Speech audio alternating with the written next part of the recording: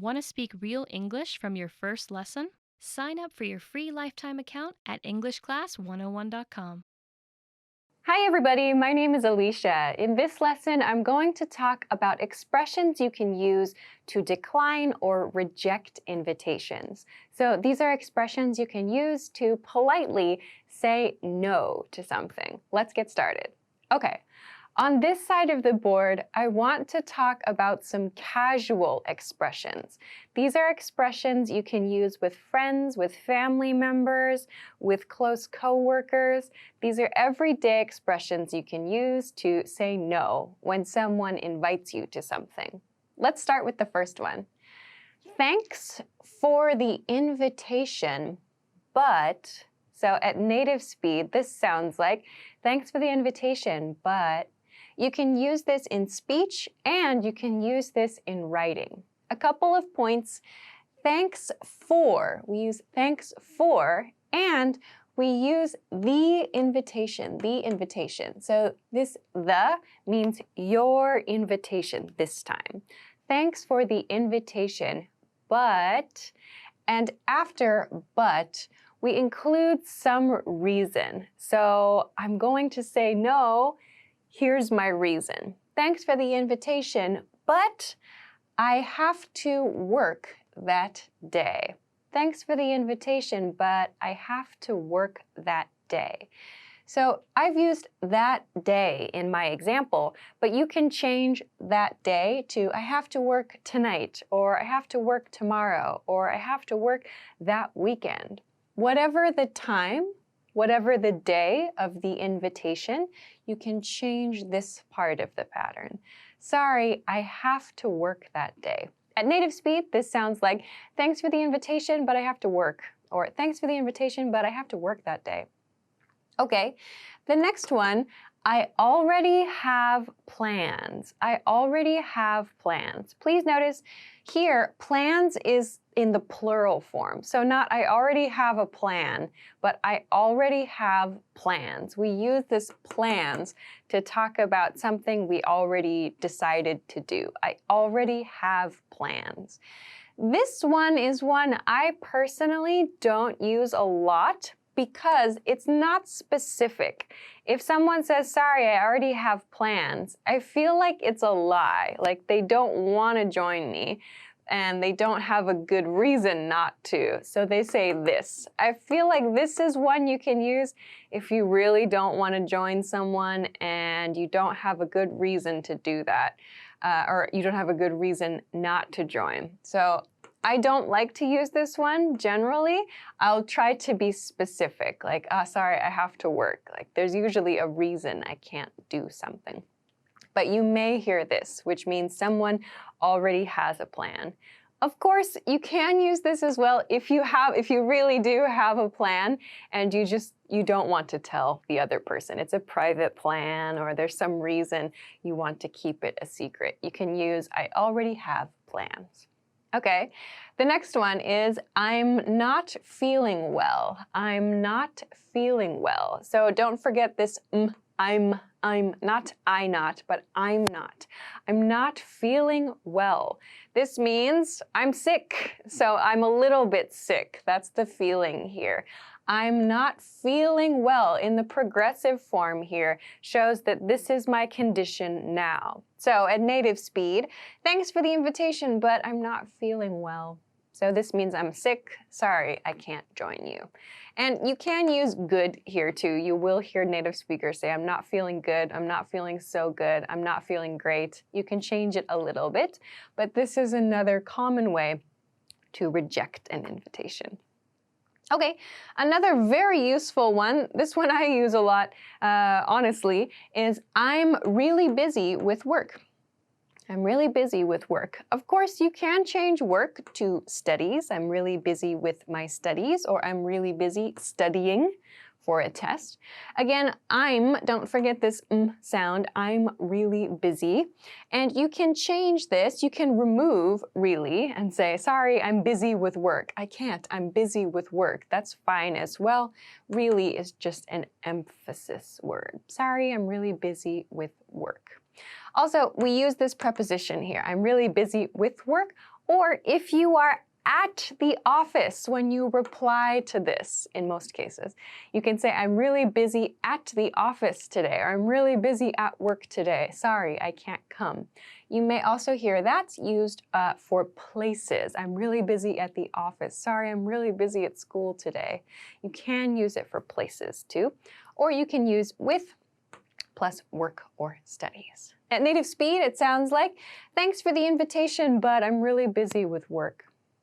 Okay, last one is, I'm spending time with my family. I'm spending time with my family. So again, I am, plus the progressive spending. I'm spending time. So spending time means I'm taking time, or I'm using my time now to be with my family. I'm spending time with my family. So this means I have a plan, or right now, I am actually in the act of spending time with my family. So you can use this to mean now at the moment, or you can also use this expression to mean on that day. So on the date of the invitation, you can use this same expression too. So sorry, I'm spending time with my family on that day. So in native speed, sounds like thanks for the invitation, but I'm spending time with my family. Okay, so these are a few good examples, I think, of reasons you can give when you need to reject an invitation. Some other things you might hear at the beginning of this statement are, sorry, I can't. Sorry, I can't. So this is common in like text messages because it's so short. This is especially common when you're talking with very close friends. Like you don't need to say, thanks for the invitation every time. But this is very quick and easy. Sorry, I can't. I have to work that day. So follow sorry, I can't with one of these expressions or something similar. Another good one is I would love to, but I would love to, but. So this to is like a response to the invitation, a verb in the invitation. For example, do you want to see a new movie this weekend? So I would love to see a new movie, but we drop the rest of that expression. I would love to, verb from the invitation, but I have to work that day. I already have plans. So I would love to, so this means this is an unreal situation. Like that sounds good, that sounds awesome, I want to do that, but I can't. So we use would here instead of will because this is unreal, a future thing that is unreal. So I would love to, but I can't. So these are casual expressions you can use with your friends. Okay, let's go to some formal expressions on this side of the board. Of course, these expressions you can use at work as well. They don't sound rude. I would suggest using this one for work invitations to sound a little bit more polite. But sometimes you have invitations that are more formal. So perhaps a business event or an academic event. Here's one example of a way to reject an invitation. I appreciate the invitation, but I am unable to attend. I appreciate the invitation, but I am unable to attend. So here, I appreciate the invitation. This is a leveled up form of thanks for the invitation. So I appreciate the invitation, but. So we have the same pattern here, just the level of formality is different. I appreciate the invitation, but I am unable. Unable means not able. I cannot do something. I am unable to attend. So to come, in other words. So this is for some kind of work event, some kind of maybe academic conference, for example. I appreciate the invitation, but I'm unable to attend. You may hear a reason after this. I'm unable to attend due to something, something. I'm unable to attend due to a prior engagement or something like this. So engagement, a prior engagement means a plan I made before. So a prior means before. Engagement means some kind of activity, some kind of appointment. So this is a fancy way of saying, thanks for the invitation, I can't come because I have other plans. That's what this means in a formal setting. So this is quite common for, again, more polite situations. I want to introduce one more here. This one is one that we use in writing. Please note we use this in writing. This is a very common way to begin a rejection letter. So this is something you may see from universities in particular. If you apply for a school, you apply to enter a university, or you maybe apply for a job or something similar, and you receive a rejection letter or rejection email, you may see this near the beginning of the message. So the message is, "We regret to inform you that," or "We regret to inform you." You may see it without that. This means, "We are sorry to tell you." So regret means we have sad feelings about something, like we don't want to tell you this, but we have to. We regret to inform. To inform means to give information, to tell someone something, to share someone, or to share information with someone. So we regret to inform you means we're very sorry to tell you that your application has not been accepted. Your application has not been accepted. So this could be a school application, it could be a job application, or something else. Has not been accepted. You may also see simple past tense. Your application was not accepted. It just means no. Sorry, your application was not accepted, or sorry, we can't accept you at this time. So this is a very common way to begin the rejection message. Again, this is something that we use in writing. We don't really use this in speech, but it's quite well known. Okay, let's look at one more way to reject an invitation. Unfortunately, I am not able to participate this time. Unfortunately, I'm not able to participate this time. Or perhaps you might hear, unfortunately, I'm not able to attend this time. So a couple points. Unfortunately shows like, it's too bad. That's kind of what it means. Sorry, it's too bad.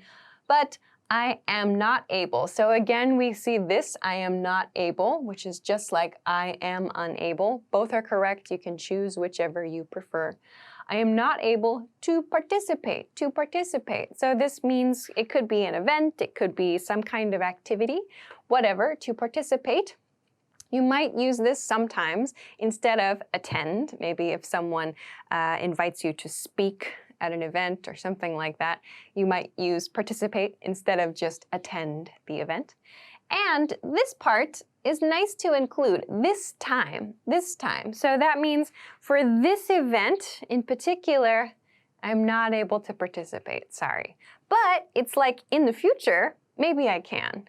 So this time shows that, you can maybe not come now, but perhaps in the future, if there's an opportunity, you might be able to join. So I like to include this time when I have to reject an invitation in a formal way. So finally, I want to end this by talking about positive endings. So how to conclude a message or how to conclude some kind of rejection message. We tend to end them with a positive feeling. So next time. This is a good one for your friends and for your family members. Sorry, I can't see a movie with you tonight. Next time. So this means next time we have this chance, or I'll spend time with you next opportunity. So next time is a really quick and easy way to say, please invite me again, or let's find another day to get together. This is a good one for events. I hope I can come next time. I hope I can come next time means I hope I'm able to attend. I hope I'm able to join your event or join your party, whatever, the next time it happens or the next time you do something. This one, we wish you all the best. This is another one that you will see usually in writing. This might come at the end of a rejection letter. We wish you all the best. We wish you all the best means all the best in your life. We wish you lots and lots of good things in your life. So we don't want you to feel upset, though this was maybe a sad letter, but we have good wishes for you. We wish you all the best. Okay, this is another good one for events, for like maybe parties or conferences that you cannot attend. I hope it's a great event. I hope it's a great event. I hope it is a great event, or I hope it's a good event. Or you can change event to party or to conference or to seminar, whatever the activity is. And finally, best of luck with. Best of luck with the event or best of luck with your studies. So again, this is like saying good luck. You can change good luck to best of luck. Excuse me. And when we use best of luck or good luck, we use the preposition with. Best of luck with the event, or good luck with the event, or best of luck with your studies. So this introduces, again, like some kind of well-wishing expression. Best of luck with something, or good luck with something. So these are some ways that you can reject or decline offers. So I hope that this was helpful for you. Of course, if you know any other expressions to say no to something, please feel free to share those in the comments. Of course, also if you have any questions or comments or want to practice making sentences with these expressions, please feel free to do so in the comment section below. Also, if you like this lesson, please don't forget to give it a thumbs up, subscribe to our channel if you have not already, and check us out at EnglishClass101.com for some other things that can help you with your English studies. Thanks very much for watching this lesson, and I will see you again soon. Bye-bye. Want to speed up your language learning? Take your very first lesson with us. You'll start speaking in minutes and master real conversations. Sign up for your free lifetime account. Just click the link in the description.